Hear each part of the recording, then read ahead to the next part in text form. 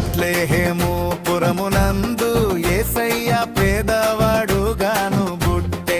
యేసయ్య పేదవాడుగాను పుట్టే. పుట్టమందున పశులశాల యేసయ్య తొట్టిలోన ఒదిగియుండే. పుట్టమందున పశులశాల